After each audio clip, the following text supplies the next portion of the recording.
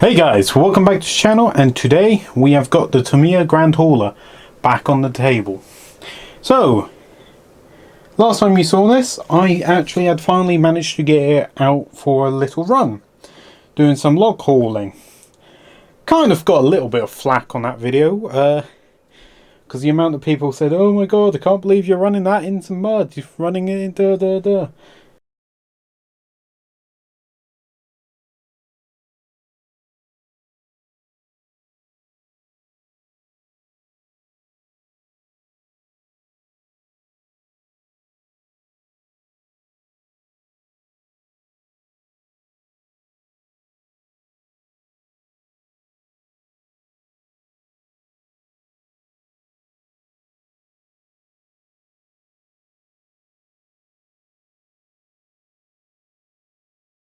Well, I'm sorry, but it was never this was never meant to be a carpet princess. So, yeah. That kind of got me thinking. And a few comments saying, "Oh, is it 6-wheel drive? It's going through that mud really, really well." I'm like, no, it's still just rear-wheel drive. Which got me thinking, can you 6-wheel drive swap something like this on a budget? Well, to answer that question, you can. Let's get into it. So first things first is we've got to get this body off.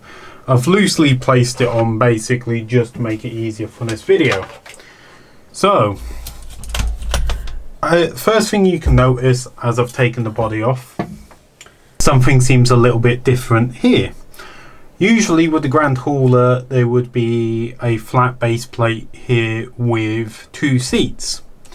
Well, now the gearbox and the motor assembly are sat up through it. Reason why it's like that is because I actually had to raise the gearbox up by using some motherboard spacers and some nuts to get a transfer case to fit. So this transfer case is all 3D printed. I will pull it out a little bit later on in the video, but one thing I want to say is fuck Fusion 360. They decided to stop supporting older versions of Windows. So I managed to make the transfer case. Went to go make the risers the next day, and it stopped working on Windows 8. So yeah, I will be releasing the files for the transfer case, but I doubt I'll be releasing the files, or I doubt I'll be making the files to lift the gearbox up to the right height. So anyways, we've lifted the gearbox up, which has brought some of its own little issues. If I flip it over, you will see on this side where the shifter is, I've had to cut the frame rail, or notch the frame rail, so the shifter will work in there. The next little thing you'll notice, that looks like a very standard rear axle. Well, funnily enough, Tamiya made a monster truck. I think it is called the TTL01 or something like that. So it's the Tamiya TLT1 Rockbuster, and they happen to run the exact same gear ratios as the Tamiya lorry axles, which also just happens to be roughly about the same size as the front axle.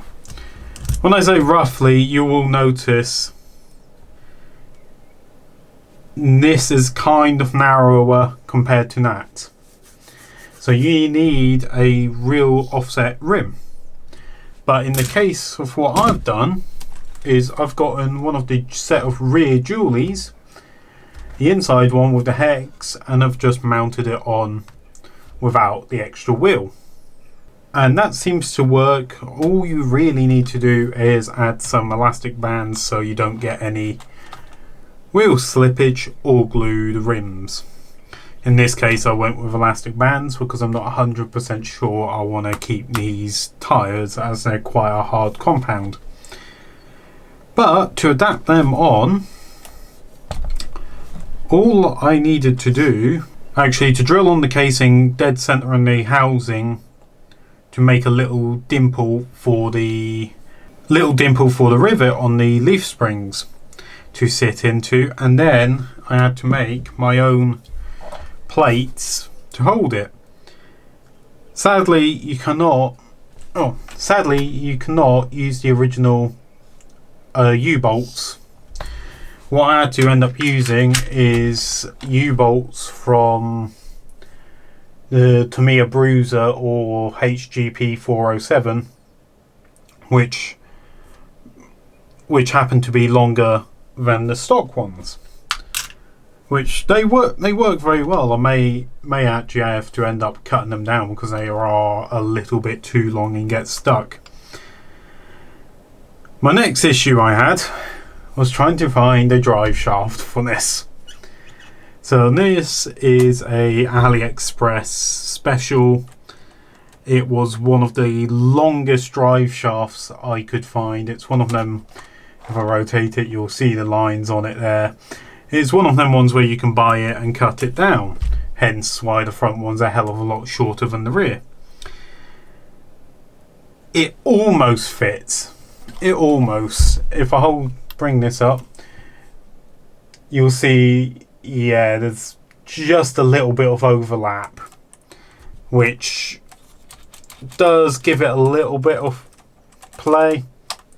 But then again, I think these drive shafts have quite a bit of play in the UJs anyways. So, managed to solve that issue. I was going to figure out one way of cutting down the original drive shaft and making that fit with the couplings. But I'd rather run a universal joint drive shaft instead. So, let's get on to the gearbox setup.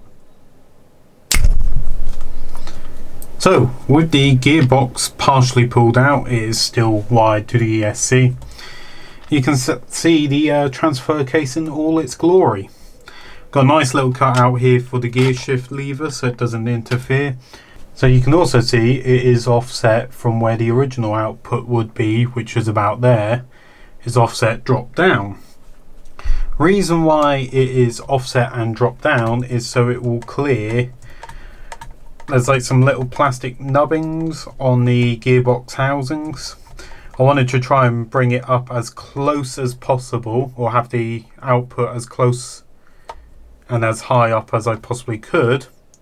So you may notice these two screw holes here line up with the original screw holes for the gearbox, and that's how it attaches to the gearbox itself.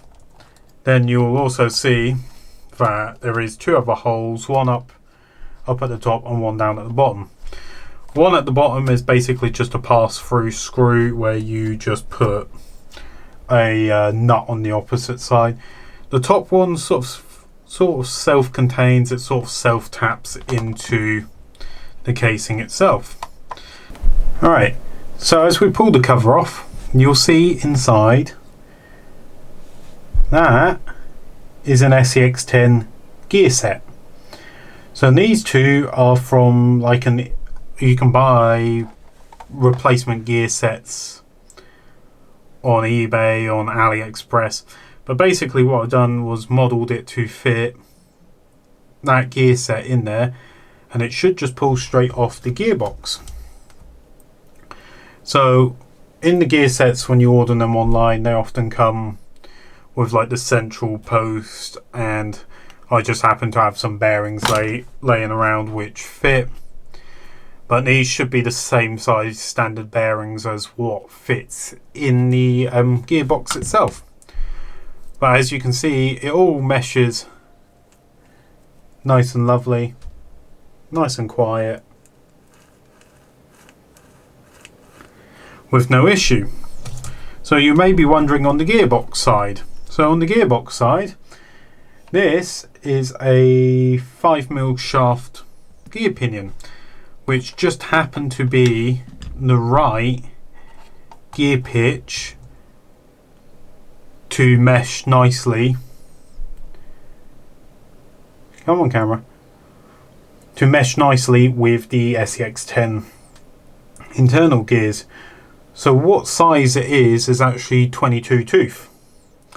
I think it may be Robertson's Racing. I'm not 100% sure. It was a case of I went to the local model shop and asked, oh, did they have any 5mm pinions which would mesh with this gear, and took the gear in with me. And he managed to dig that one out, and well, like you can see, it all meshes in there nicely, and you'll see in a little bit in the running video footage that it runs nice and smoothly. So talking about the running footage, there's not really much else to say about the chassis apart from, like what I said in the previous video, the rear axles on it are locked. The front axle is also locked on it. So yeah, enough chit chat, let's get to the running footage.